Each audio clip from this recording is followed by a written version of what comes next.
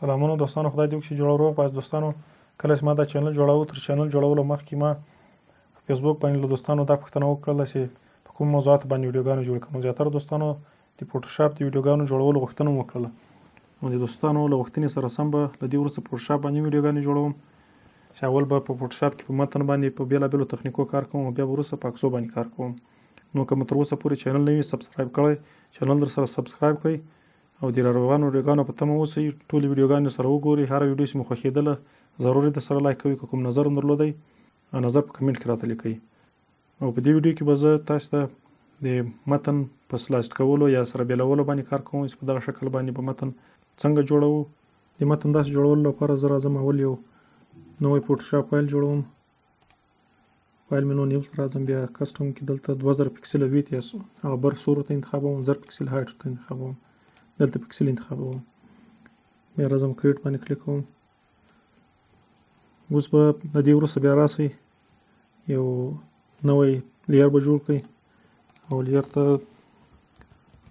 زه نوم بیجي ورکوم.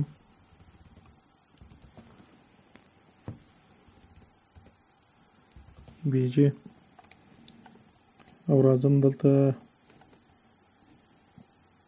یو دغه ریکټنګل ټول ته راځم، دا انتخابوم، بیا راځم دلته یو ریکټنګل په دې د ارپور سایز باندې دغه باندې جوړوم. دې ته اوس لپاره صرف دغه تور رنګ ورکوم. بیا راځم دلته بیرته لیرز ته راځم، دلته اوس راځم دا متن لیکم، دا کوم متن چې زه غواړم داسې جوړ کړم، غوڅ یې کړم، سلایسډ لیکم. بیا راځم دلته دغه مو ټول انتخابوم، اوس راځم دلته راولم او دا سایز په دې شکل باندې غټوم. یا راځم دلته دې باندې ډبل کلیک کوم، کنټرول ال انتخاب سو، اوس راځم دغه متن غټوم، 30 ته راولم سایز 30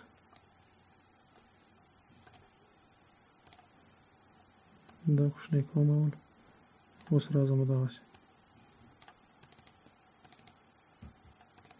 ډبل کلیک کوم، راځم د 30 انتخابوم او دا غټوم بیرته، مو ټول بیرته انتخابوم، لږ نور م غټوم داسې.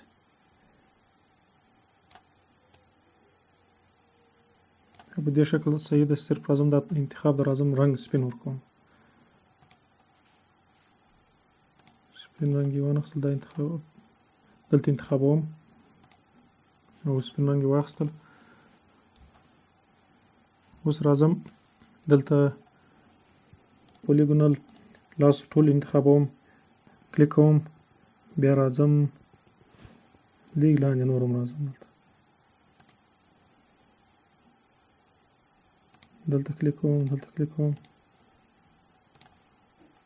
دا په دې شکل انتخاب. اوس راځم دلته اډ لیر ماسک، لیر ماسک راځم، اوس راځم دغه لیر ډوپلیکیټ کوم، یعنی کاپی کوم او پیسټ کوم چې بل لیر دې جوړ شي، او نوم یې هم سلایسډ کاپی کوم، په دغه شکل دې پاته وي. اوس راځم دغه انورټ کوم، کنټرول آی، چې دغه بیکګراوند او د متن رنګ سره بدل شي، له یو بل سره بدل شي.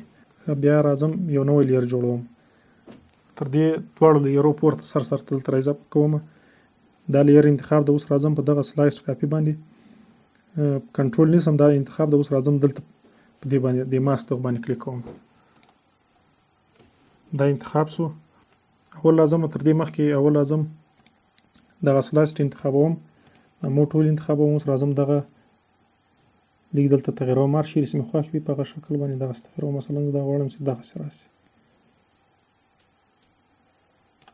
په دې شکل باندې داسې راسي. مثلا دغه پورته لیر انتخابوم، بیا کنټرول نیسم او دلته په دې ماسک باندې سلایسډ کاپی، په دې لیر په دې ماسک باندې کلیک کوم، دا انتخاب سو. اوس راځم دلته برش ټول انتخابوم، دلته راسته کلیک کوم، سایز په دې شکل صحیح ده او دا سافټ راوند دا انتخابوم، هر نسیم دغه 0 صحیح ده او رنګ هم تور انتخابوم، دلته دا تور رنګ برش ورکوم. دا دې لپاره زه دغه برش ټول باندې سایه په دې شکل باندې ورکوم.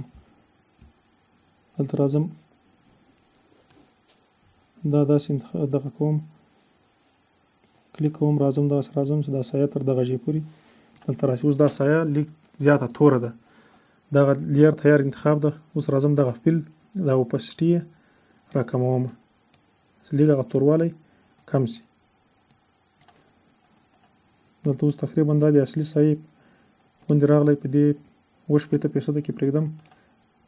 اوس راځم دلته سلیکټ ته، دا ډیسلیکټ یا کنټرول ډي، دا ټول له سلیکټ له حالته انتخاب له حالته وځي.